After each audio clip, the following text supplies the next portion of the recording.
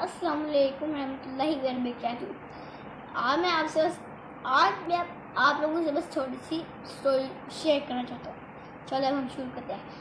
حضرت ابراہیم علیہ السلام کی یہ اسٹوری، اور حضرت ابراہیم علیہ السلام جو ہیں ان کے جو بیٹے ہیں حضرت اسماعیل علیہ السلام، ان کو حضرت ابراہیم علیہ السلام کو خواب آیا کہ انہوں نے اپنے بیٹے کو ذبح کر دیا۔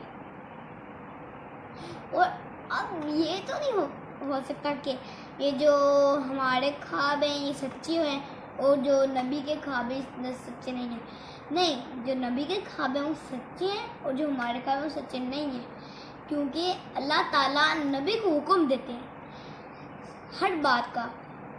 ہر بات اللہ تعالیٰ کی ہمیں تو نہیں سنتی نا، نبی کو سنتی ہے۔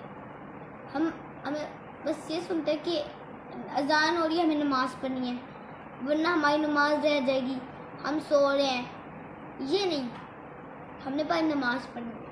اچھا، حضرت ابراہیم علیہ السلام نے کہا، ان کو خواب بھی آیا کہ میرے بیٹے کو میرا جو بیٹے میں نے ان کو ذبح کر دیا۔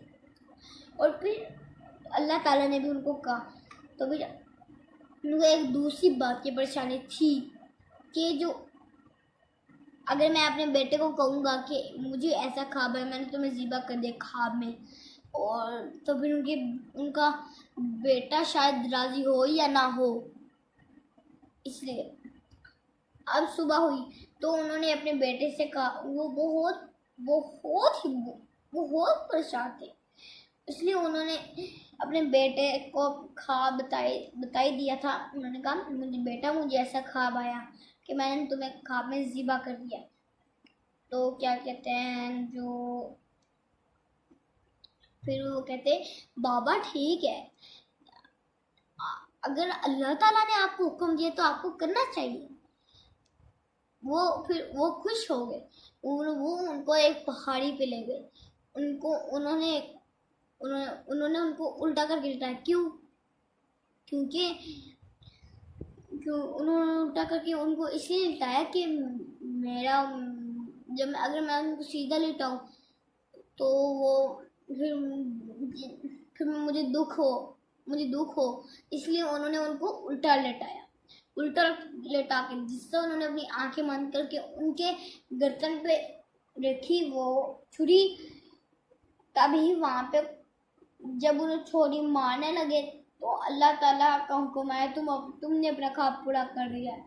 تو انہوں نے جب چھری کا وہ دیا، اور جو پھر کیا ہوا، جو حضرت اسماعیل علیہ السلام تھے وہ بالکل ان کو کوئی چوٹ نہیں پہنچی تھی، وہ سائڈ پہ کھڑے ہو گئے تھے، حضرت ابراہیم علیہ السلام کے سائڈ پہ کھڑے ہو گئے تھے وہ۔